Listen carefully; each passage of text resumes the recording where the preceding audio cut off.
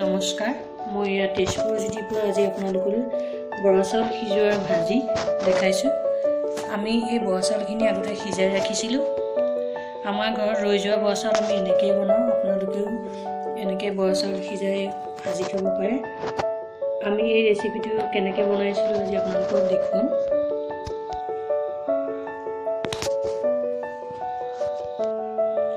আহকচোন আমি এই ৰেচিপিটো কেনেকৈ বনাইছিলোঁ সেয়া চাওঁ।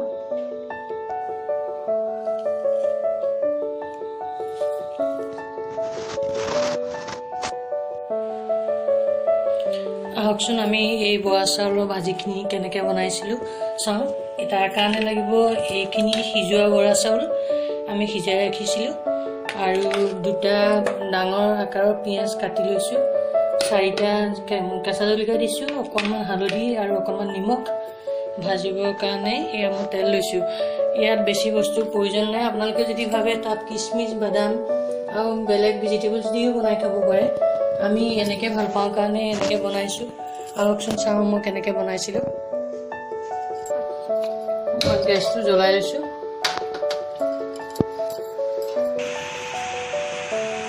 এয়া মই এতিয়া কেৰাহীত তেল দিম। তেলখিনি অকণমান বেছিকৈ দিব, খাবলৈ ভাল লাগিব। মই ইমানখিনি তেল দিছোঁ।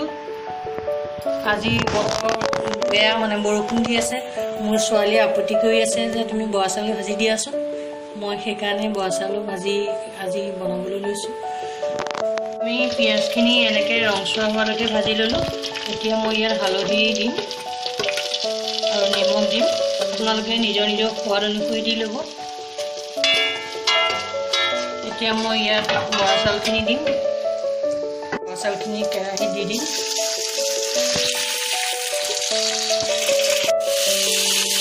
মই বৰা চাউলখিনি দি তেলত এনেকৈ লৰাই দিছোঁ। বৰা চাউলটো আঠাৰ কাৰণে অকণমান সময় ল'ব।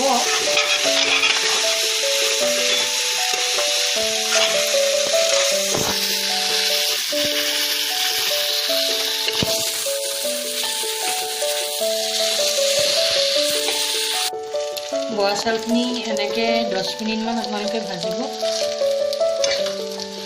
মই এয়া ভাজি 10 মিনিট হৈ গ'ল। ইয়াত যেতিয়া বৰা চাউলখিনিৰ পৰা অকণ তেল ওলাব, আপোনালোকে তেতিয়া হৈছে বুলি ধৰিব। এয়া মোৰ প্ৰায় ভজা হৈ গৈছে।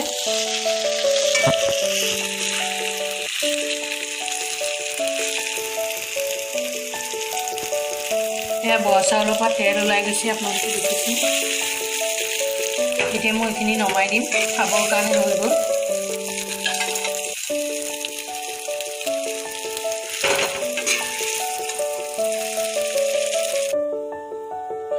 এইখিনি জলপান মই কেৰাহীৰ পৰা নমালোঁ।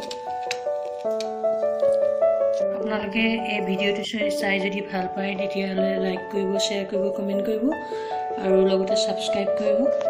আৰু এনেকৈয়ে আপোনালোকে বনাই খাব, মোৰ আশা থাকিল।